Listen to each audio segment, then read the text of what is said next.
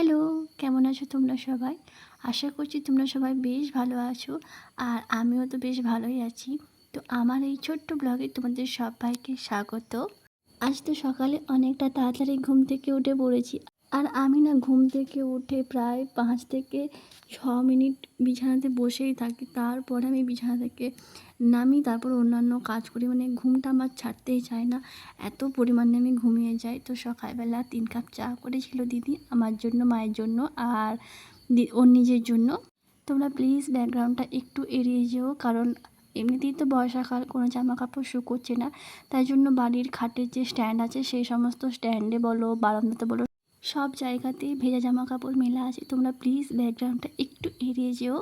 দিদি বাজার থেকে 2টো পাউরুটি নিয়ে এসেছিলো। তো একটা পাউরুটি আমি দুধের সর দিয়ে চায়ের সাথে ডুবিয়ে ডুবিয়ে খেয়েছিলাম, আর একটা পাউরুটি তো রেখে দিয়েছিলাম, ওটা বিকেলে খাবো বলে। দিদি যখন বাজারে গিয়েছিল তখন চপও নিয়ে এসেছিলো মুড়ি খাবে বলে। তো তাই জন্য আজকে মুড়িটা চপ দিয়েই খেয়েছি।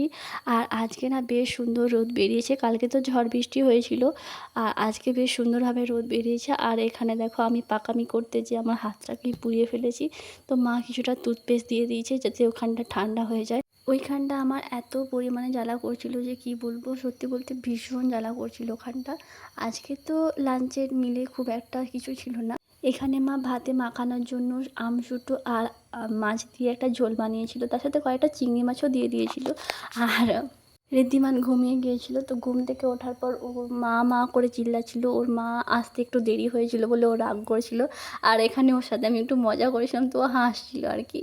এখানে ও রাগ করে খাটের এক কোণে গিয়ে শুয়ে আছে, আর ওর সাথে আমি একটু মজা করছিলাম। ও হেসেই যাচ্ছে হেসেই যাচ্ছে।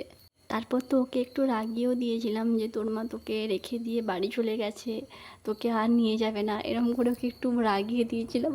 আর ও হাসছে, বলছে মিমি তুমি মিথ্যে কথা বলছো। আসলে ও বুঝতে পেরে গেছে যে আমি ওকে রাগাচ্ছি, ওকে মিথ্যে কথা বলছি, কারণ ওর মায়ের আওয়াজটা ও ওপর থেকে শুনতে পেয়ে গেছে।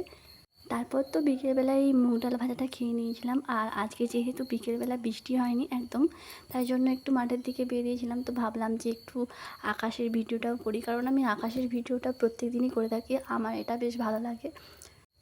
আগের দিন বা তার আগের দিন তো আমি একদমই যেতে পারিনি, কারণ প্রচণ্ড পরিমাণে বৃষ্টি হচ্ছিলো। তো আজকে একটু বেশিক্ষণই টাইম স্পেন্ড করে এসেছি বাইরে। সন্ধেবেলা তো বাড়ি ফিরে এসে খিদে পেয়ে গিয়েছিলো। আর তোমাদেরকে তো বলেইছি যে আমার দিদি বাজার থেকে 2টো রুটি কিনে নিয়ে এসেছিলো। তো একটা রুটি রেখে দিয়েছিলাম যে সন্ধ্যাবেলা খাবো বলে। আর এই রুটিটাতে আমি একটু দুধের সর আর ওপর থেকে কিছুটা চিনি ছড়িয়ে খেয়েছিলাম। আমার তো সন্ধ্যেটা একদমই কাটতে চাইছিল না, তো ভাবলাম যে একটু ছবি আঁকা যাক। আসলে এই ছবিটা আমি ইনস্টাগ্রাম দেখে এঁকেছি। তোমাদের ভিডিওটা ভালো লাগলে একটা লাইক করে দিও। টাটা।